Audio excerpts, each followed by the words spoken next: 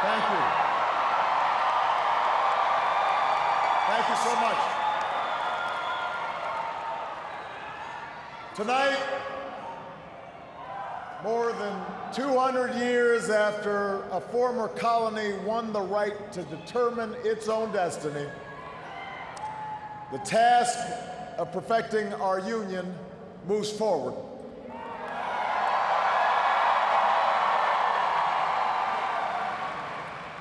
It moves forward because of you.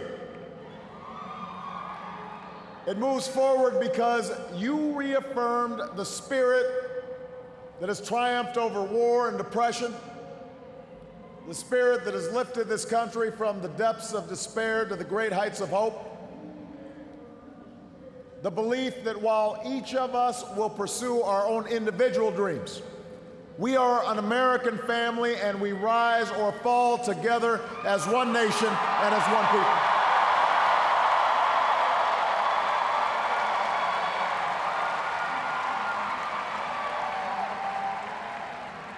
Tonight, in this election, you, the American people, reminded us that while our road has been hard, while our journey has been long, we have picked ourselves up. We have fought our way back. And we know in our hearts that for the United States of America, the best is yet to come.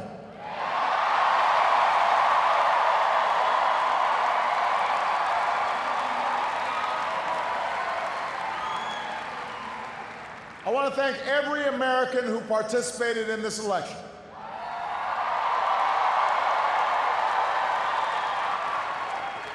Whether you voted for the very first time or waited in line for a very long time. By the way, we have to fix that.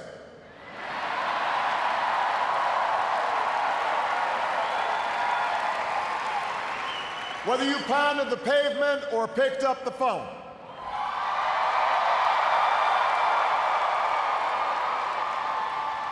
Whether you held an Obama sign or a Romney sign, you made your voice heard, and you made a difference. I just spoke with Governor Romney, and I congratulated him and Paul Ryan on a hard-fought campaign.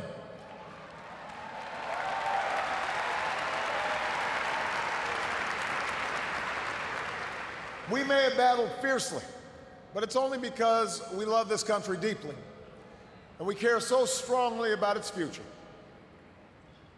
From George to Lenore to their son Mitt, the Romney family has chosen to give back to America through public service, and that is a legacy that we honor and applaud tonight.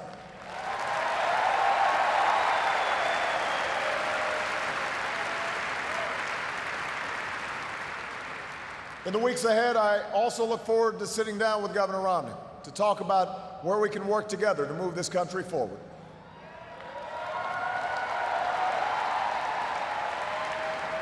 I want to thank my friend and partner of the last 4 years, America's happy warrior, the best vice president anybody could ever hope for, Joe Biden.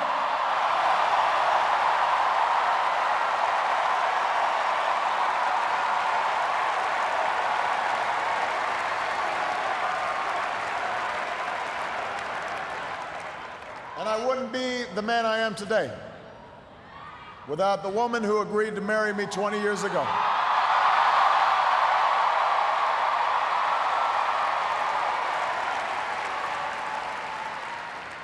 Let me say this publicly, Michelle, I have never loved you more. I have never been prouder to watch the rest of America fall in love with you too, as our nation's First Lady.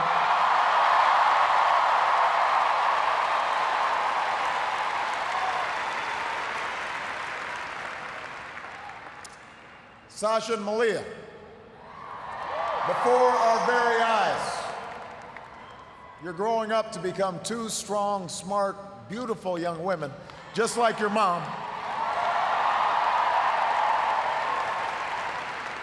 And I'm so proud of you guys. but I will say that for now, one dog's probably enough.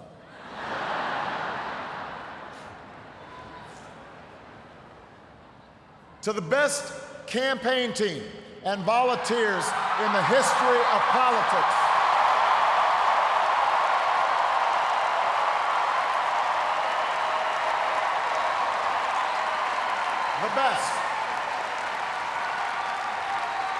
the best ever.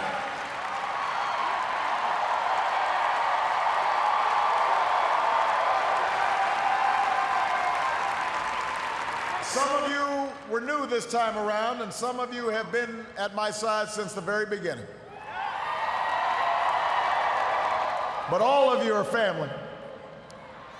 No matter what you do or where you go from here, you will carry the memory of the history we made together.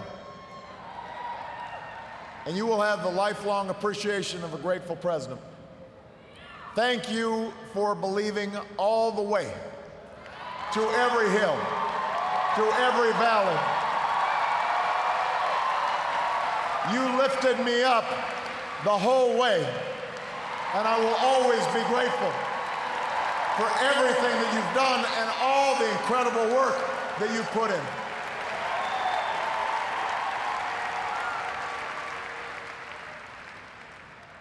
I know that political campaigns can sometimes seem small, even silly. And that provides plenty of fodder for the cynics who tell us that politics is nothing more than a contest of egos or the domain of special interests. But if you ever get the chance to talk to folks who turned out at our rallies and crowded along a rope line in a high school gym, or saw folks working late at a campaign office in some tiny county far away from home, you'll discover something else. You'll hear the determination in the voice of a young field organizer who's working his way through college and wants to make sure every child has that same opportunity.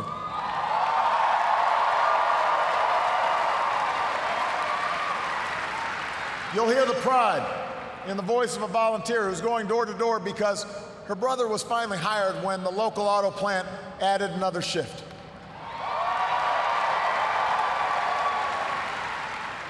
You'll hear the deep patriotism in the voice of a military spouse who's working the phones late at night to make sure that no one who fights for this country ever has to fight for a job or a roof over their head when they come home.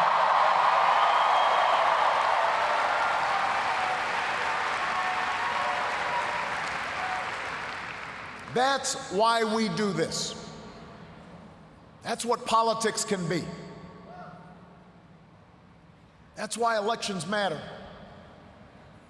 It's not small, it's big. It's important. Democracy in a nation of 300 million can be noisy and messy and complicated. We have our own opinions. Each of us has deeply held beliefs.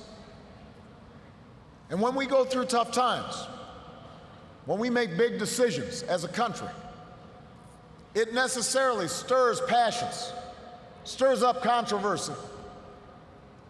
That won't change after tonight, and it shouldn't. These arguments we have are a mark of our liberty. And we can never forget that as we speak, people in distant nations are risking their lives right now just for a chance to argue about the issues that matter, the chance to cast their ballots like we did today.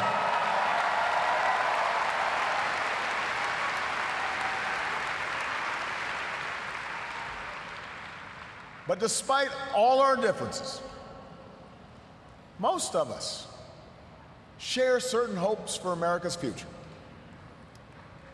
We want our kids to grow up in a country where they have access to the best schools and the best teachers. A country that lives up to its legacy as the global leader in technology and discovery and innovation, with all the good jobs and new businesses that follow. We want our children to live in America that isn't burdened by debt, that isn't weakened by inequality, that isn't threatened by the destructive power of a warming planet.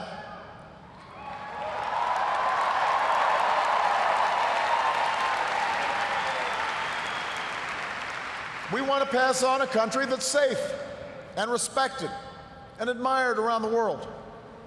A nation that is defended by the strongest military on earth and the best troops this world has ever known.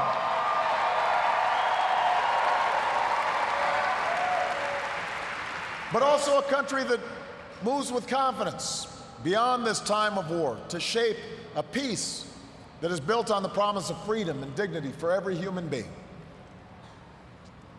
We believe in a generous America, in a compassionate America, in a tolerant America, open to the dreams of an immigrant's daughter who studies in our schools and pledges to our flag.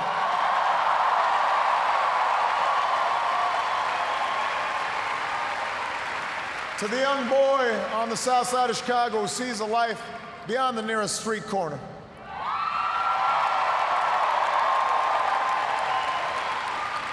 To the furniture worker's child in North Carolina who wants to become a doctor or a scientist, an engineer or an entrepreneur, a diplomat or even a president. That's the future we hope for. That's the vision we share. That's where we need to go. Forward. That's where we need to go. Now, we will disagree, sometimes fiercely, about how to get there. As it has for more than 2 centuries, progress will come in fits and starts. It's not always a straight line. It's not always a smooth path. By itself, the recognition that we have common hopes and dreams won't end all the gridlock, or solve all our problems, or substitute for the painstaking work of building consensus and making the difficult compromises needed to move this country forward. But that common bond is where we must begin. Our economy is recovering. A decade of war is ending. A long campaign is now over.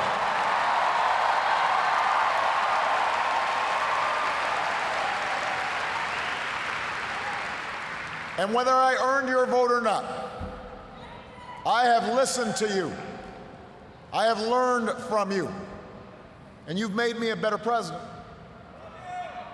And with your stories and your struggles, I return to the White House more determined and more inspired than ever about the work there is to do and the future that lies ahead.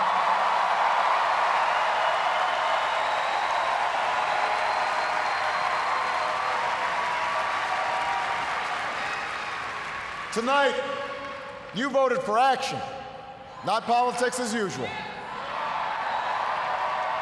You elected us to focus on your jobs, not ours.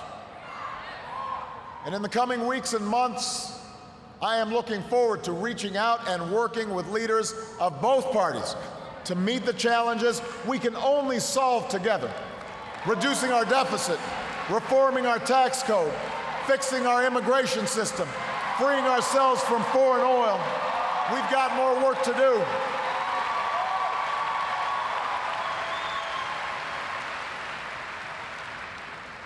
But that doesn't mean your work is done. The role of citizen in our democracy does not end with your vote. America's never been about what can be done for us. It's about what can be done by us together through the hard and frustrating but necessary work of self-government. That's the principle we were founded on. This country has more wealth than any nation, but that's not what makes us rich. We have the most powerful military in history, but that's not what makes us strong.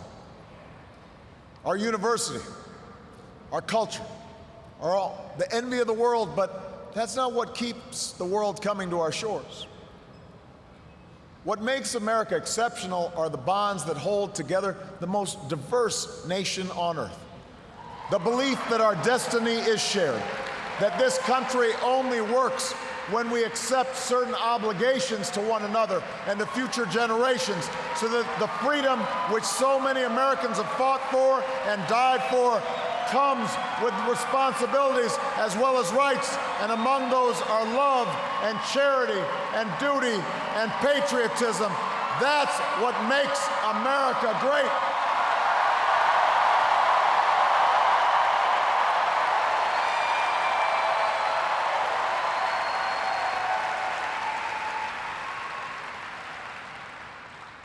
I am hopeful tonight because I've seen the spirit at work in America. I've seen it in the family business whose owners would rather cut their own pay than lay off their neighbors, and in the workers who would rather cut back their hours than see a friend lose a job. I've seen it in the soldiers who re-enlist after losing a limb, and in those SEALs who charged up the stairs into darkness and danger because they knew there was a buddy behind them watching their back.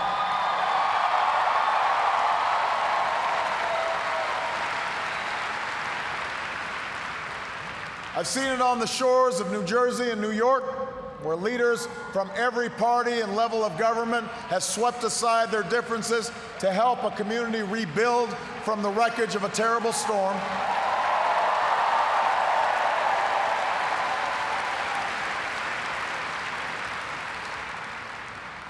And I saw it just the other day in Mentor, Ohio, where a father told the story of his 8-year-old daughter whose long battle with leukemia nearly cost their family everything. Had it not been for health care reform passing just a few months before the insurance company was about to stop paying for her care,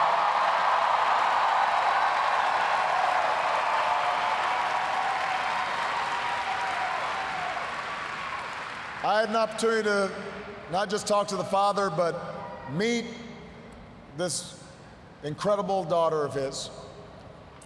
And when he spoke to the crowd, listening to that father's story, every parent in that room had tears in their eyes, because we knew that little girl could be our own. And I know that every American wants her future to be just as bright. That's who we are. That's the country I'm so proud to lead as your president.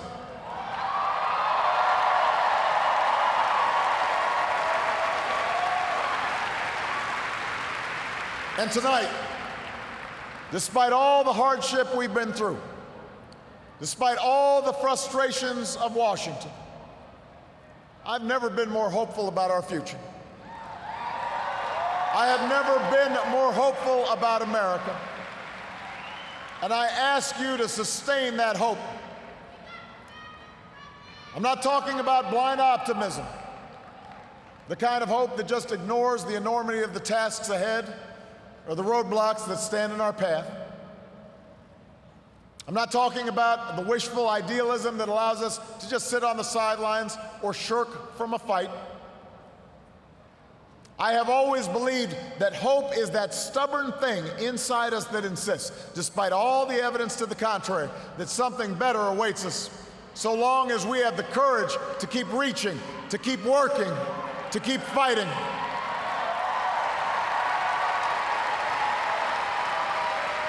America, I believe we can build on the progress we've made and continue to fight for new jobs and new opportunity and new security for the middle class.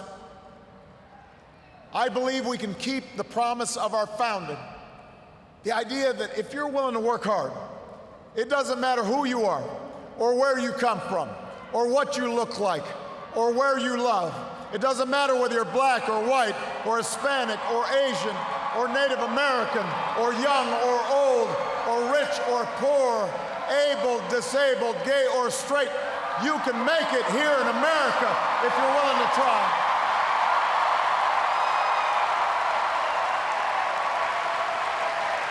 I believe we can seize this future together. Because we are not as divided as our politics suggests. We're not as cynical as the pundits believe.